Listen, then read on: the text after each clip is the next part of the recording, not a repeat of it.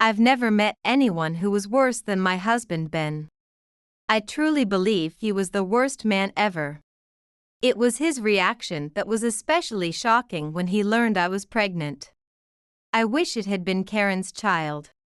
Right in front of the new life in my womb, Ben let that slip. What followed was a mess of his excuses, and eventually, he pushed for a divorce. My name is Sandra Owen. I'm a 40-year-old housewife. Being a housewife allowed me to lead a stable life, thanks to Tony who remarried me. Originally, I had a former husband whom I was married to for 2 years. His name was Ben, and he was the manager of the cafe I often visited. Ben, recognizing me as a frequent visitor, struck up a conversation, and it led to a relationship. While we were dating, he seemed like any other man, and I had no bad impressions of him. Being the same age, we got along well. After 3 years of dating, we tied the knot. I became a married woman, and coincidentally, Ben changed his job and started working in a trading company. His salary increased significantly compared to when he was a cafe manager. However, after our marriage, his attitude completely changed. Ben, I want to go pay the rent tomorrow, can I get the money?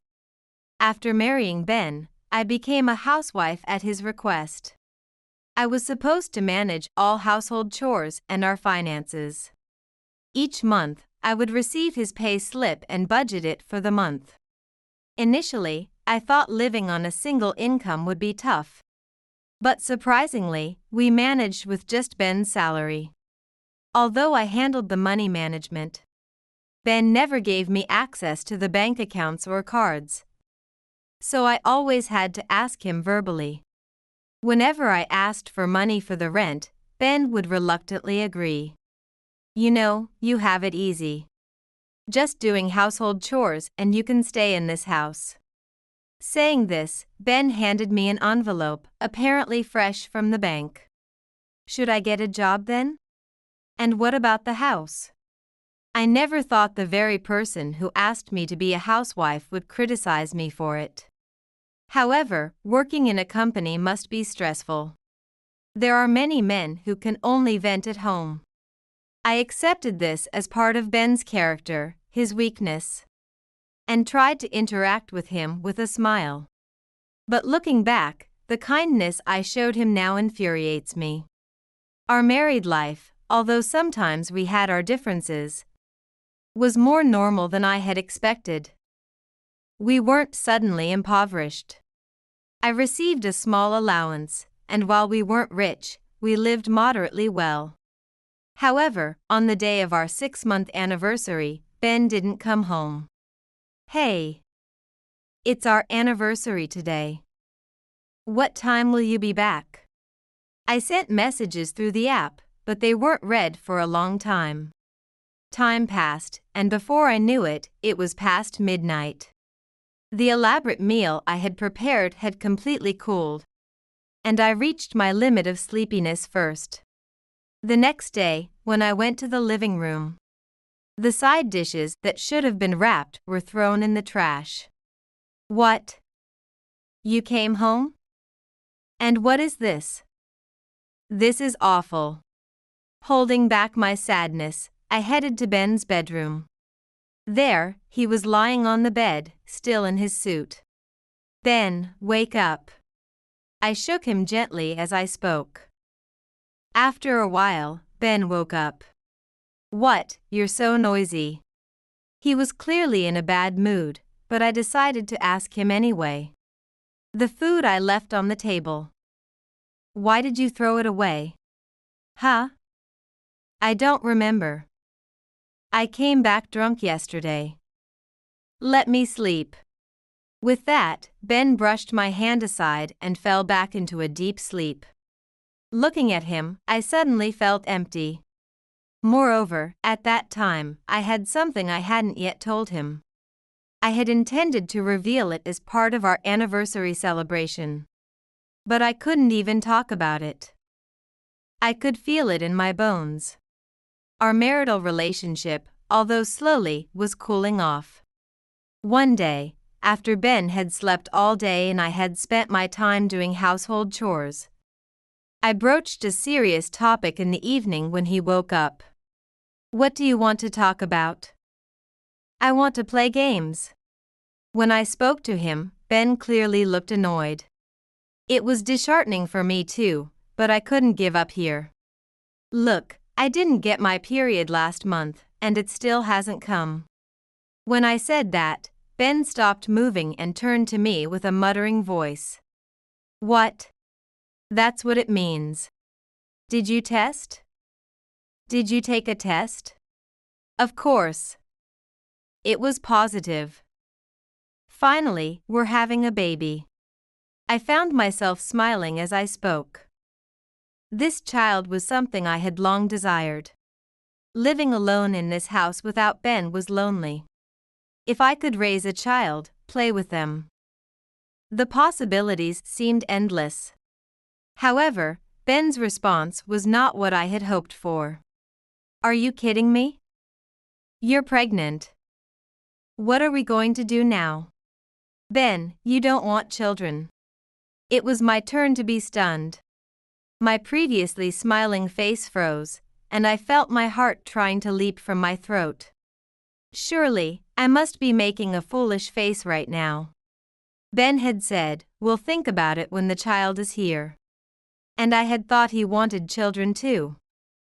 But reality was apparently not so simple.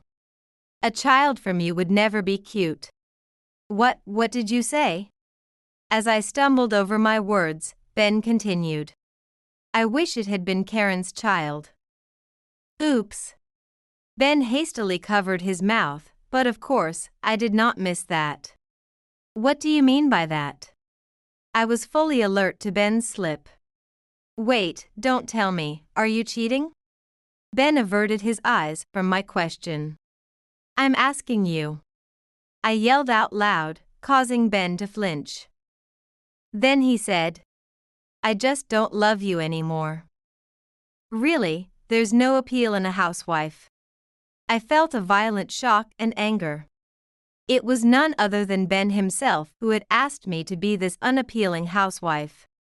"So, you mean it would have been better if I had kept working, right? I was ready to give up my career to become your wife. Are you trampling all over that? Stop that. You're so annoying, always picking fights." So, there was no need for me to become a housewife after all. I was overwhelmed by anger and sorrow and could hardly keep my composure. Yet Ben responded indifferently, which made it all the more painful. "If you hadn't become a housewife, who would have taken care of the house? I get stressed when the house is dirty." It was utterly ridiculous. We were exchanging words, but there was no emotional exchange at all. Surely, nothing I said would get through. Yet, I desperately returned words. "Your heart is the dirtiest of all right now." Ben then bluntly pushed a selfish conclusion. "If you think so, let's just get a divorce. It'll make things quicker." I was at a loss for words. Ben kept pressing. "I won't be paying child support. I don't have the money. So, whether you have the baby is up to you." Can people really be this cruel? It's merciless. After all, we had been together for over 4 years, including our dating period. Where did it go wrong? I had tried my best to be by his side. But perhaps he was just fickle, a person who couldn't appreciate the ongoing everyday life. But now, it was too late. After the talk, Ben went out and came back with the divorce papers, already filled out on his side. As I silently stared at them, he pressured me to sign. Ben was serious. Was today the end of our marriage? As I thought this, I hurriedly ran my pen across the paper. Watching Ben's expressionless face as I signed, my pen sped up. Thus, my status changed from a married woman to a divorced, pregnant single. After the divorce, I faced harsh days. I was left with about $5,000, which I managed to get through property division. That was no surprise, as Ben had squandered our savings without my knowledge. I had confronted him about the affair, but he never confessed the truth. I thought about hiring a detective or a lawyer. But I didn't have the funds or the mental state to pursue it further. It was best to cut off the source of evil. That's how I rationalized the divorce to myself. With my environment drastically changing and only $5,000 in savings, which might last a month at best, I had to find a new home, pay the initial costs, buy necessities, and find a job. Every day felt like hell to me. But gradually, I started to see some good results. I was grateful to find a job quickly. I got hired as a receptionist at a high-rise condo because I could speak Spanish. I found a new place, moved in, and managed to save $500, though life was still tight. Even though I found a job, I was pregnant and didn't know how long I could work. During this time, I met someone. That was Tony, who would become my new husband. We often talked, mainly because I was the receptionist. How do I get to the bulky trash area again? Again? I chuckled. He had just moved in and still couldn't grasp the layout of the building. Go down to the second basement floor, move right. And then turn left, where you'll find the entrance. Thank you so much. I'm new to a high-rise condo, and it feels like a maze. After my explanation, he laughed sheepishly. His pure smile and the honesty in his demeanor were apparent. We talked more outside of work, and 3 months into my job, he asked me out. But I'm divorced, you know? And I'm pregnant. Tony was certainly attractive to me. He apparently ran a major electronics manufacturer, which manufactured TVs, air conditioners, and even the parts for the elevators in our high-rise condo. However, he was humble, which I found appealing. And his good qualities didn't end there. A child? That's fine. Actually, I'm divorced too. What? I was surprised as he explained. I'm infertile. My previous wife left me because of it. I see. But if we were to get married, could you love a child that's not your own? I felt I had asked a heavy question, almost like a stressful job interview. But he immediately responded. There's no reason I couldn't love your child. Hearing those words, I nearly collapsed to my knees. His name is Tony Simpson, a 43-year-old corporate president, 3 years my senior. A man from a different world, willing to lift up someone like me.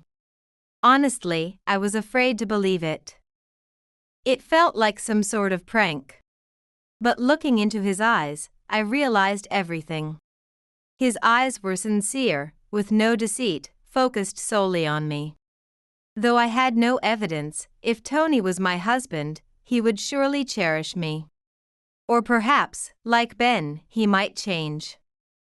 I wrestled with this in my mind until the end. But strangely, I felt a comfort with him that I had never experienced before. I stopped overthinking and took his hand. Thus, I started dating him, and we remarried soon. Just a short while ago, I couldn't have imagined remarrying so quickly. But remarriage wasn't the goal. My due date was approaching, and as it neared, I fell ill. My stomach hurts. When we married, I had to move out of the newly signed rental immediately. But Tony covered the penalty and moving expenses. Now, I live with him on the top floor of the high-rise condo. Tony, who I thought was a bit clueless, turned out to be a resident of the top floor, which made me doubt whether he really should be my spouse. Yet, when I said my stomach hurt, he panicked. Are you okay? What do you need? Despite his cool appearance, I started seeing his flustered side. With Tony's support, I safely gave birth to a daughter. But then, a significant issue arose. The doctor had unexpected news. Mr. Simpson, please brace yourself. Your daughter has almost no vision. What? Tony and I froze, unable to comprehend the doctor's words as we looked at each other.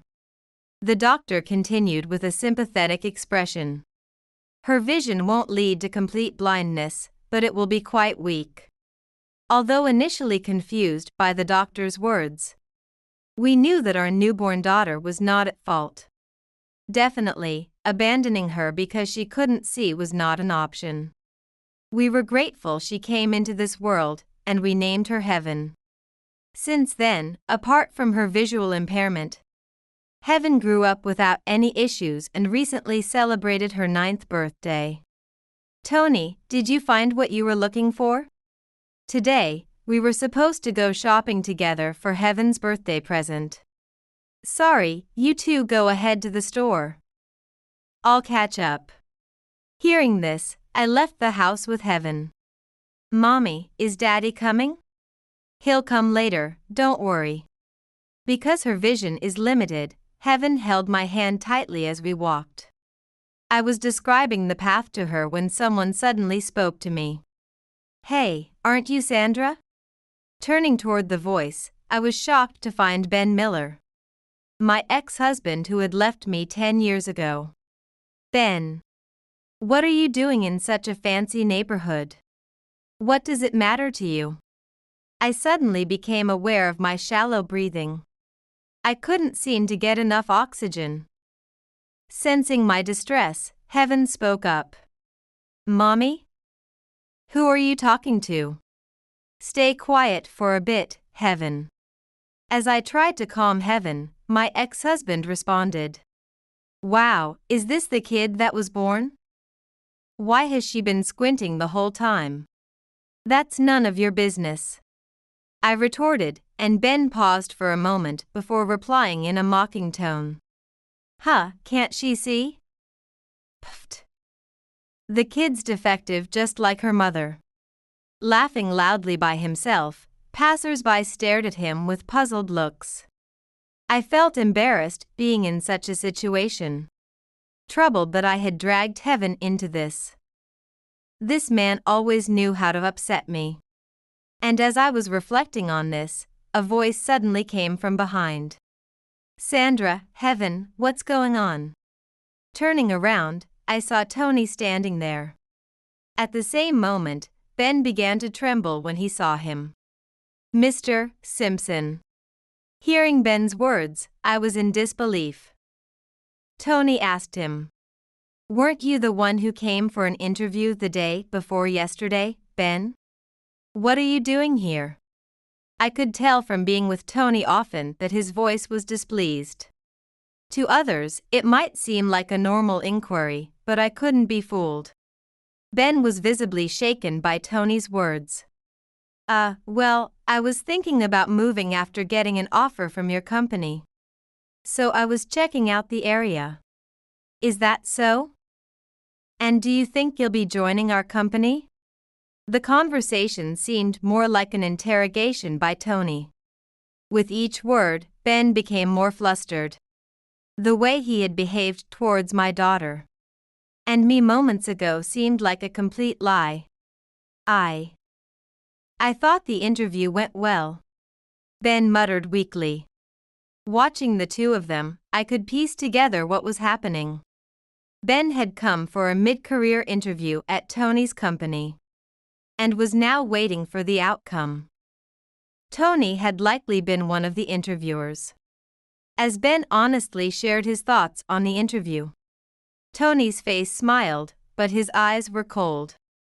Taking a breath, Tony then looked straight at Ben and began to speak. Do you think someone who speaks ill of my own wife and child belongs in my company?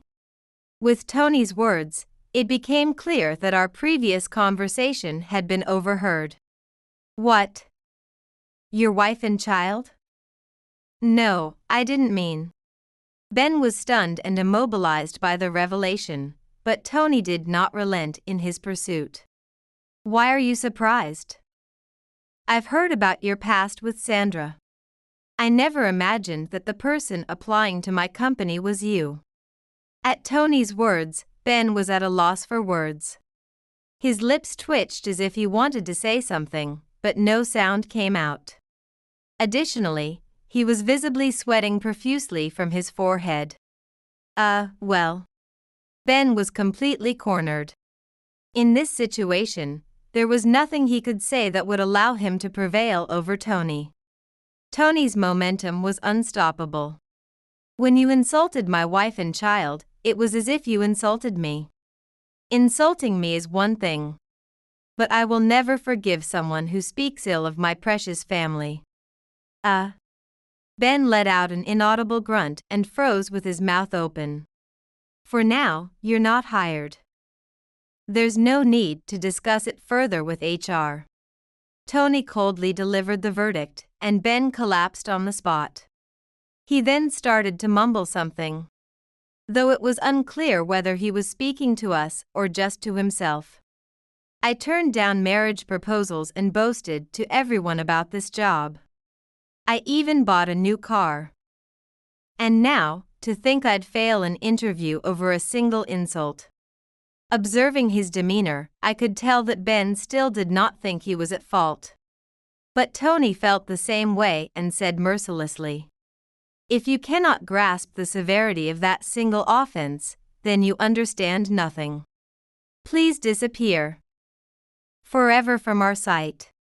The normally gentle Tony who showed his kindness to me was not present now. Instead, he resembled a noble male lion standing alone to protect his pack. At the same time, I felt proud of him and reassured about my decision to marry him. "Please, never appear before us again," as Tony said. Ben gave no response. Seeing this, Tony raised his voice a bit more and shouted, "Well," and Ben responded in a frightened voice, "Right, I got it." My daughter, who had been sensing only the voices, clung to me, and for once, I was glad that her vision was impaired. It was not appropriate for my growing daughter to witness such a dismal scene. Ben, scolded by us, walked away with a soulless expression.